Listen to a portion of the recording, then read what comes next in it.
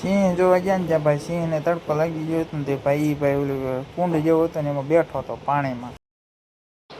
તો સ્વાગત છે આપણું નવા વ્લોગમાં. અને આજે તો આપણે રાજકોટ પહોંચી ગયા હતા પ્રદ્યુમન પાર્કમાં. અને પ્રદ્યુમન પાર્કમાં ફરવાની બહુ મજા આવે, એટલા માટે તમે જો કોઈ અહીંયા ફરવા માટે આવ્યા હોય અને મારો વિડીયો જોતા હોય તો કમેન્ટ કરી દીજો. તો અહીંથી આપણે ધીમે ધીમે ફરવાનું ચાલુ કર્યું છે અને હવે આપણે ધીમે ધીમે જોતા જઈએ શું શું આપણને આગળ શું શું જોવા મળે છે. તો અહીંથી આપણે હાલવાનું ચાલુ કર્યું છે. હવે આગળ જોઈએ હવે આપણને શું શું દેખાય છે.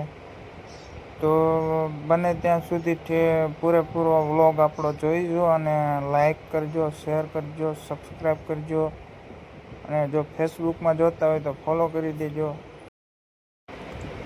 તો અહીંયા તમને એક મસ્ત મજાનો મોર દેખાય છે. તો જો કે મોર તો આપણે બધે ગામડામાં હોય જ. ઓલો જે મોર હતો એ તો બધે આપણે ગામડામાં ભાઈ જોવા જ મળતો હોય, બધે આપણે હોય જ ખેતરમાં ને એમાં. પણ આ જે સફેદ કલરનો મોર છે ને એ ભાઈ ક્યાંય આપણે ગામડામાં ન હોય.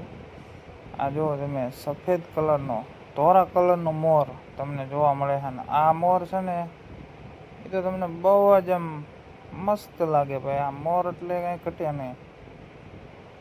અહીંયા પણ છે ત્રણ મોર છે, 4 કે 3 એટલા છે. ઓલો જે ઉપર ઝાડવામાંથી બેઠો હોય ને એ મસ્ત છે, પણ એ હવે આ બાજુ આવતો નથી, નકર તમને દેખાડે. મોર તો જોઈ લીધા. ત્યાર પછી આ જો લાલ કલરના પોપટ.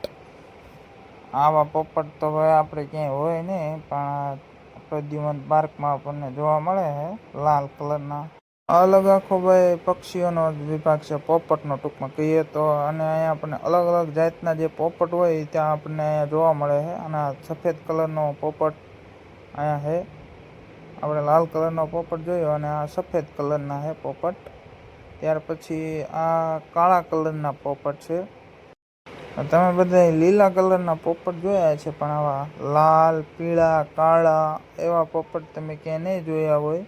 એ તમને પ્રદ્યુમન પાર્કમાં જોવા મળે. અને આ ભાઈ એક અલગ જાતનું પક્ષી તમને જોવા મળશે. આનું નામ તો આપણને નથી ખબર, જો કોઈને ખબર હોય તો કીજો.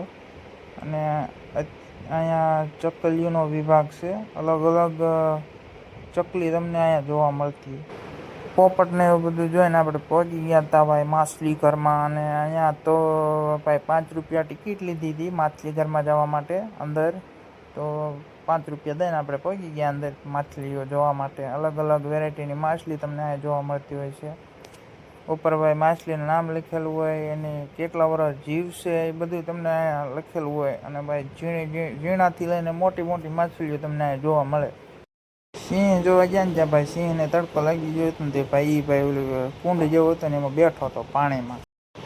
તો આવા નવા વિડીયો જોવા માટે આજે જ અમારી ચેનલને સબસ્ક્રાઈબ કરજો. ફેસબુકમાં જોતા હોય તો ફોલો કરજો, વિડીયોને શેર કરજો. આભાર.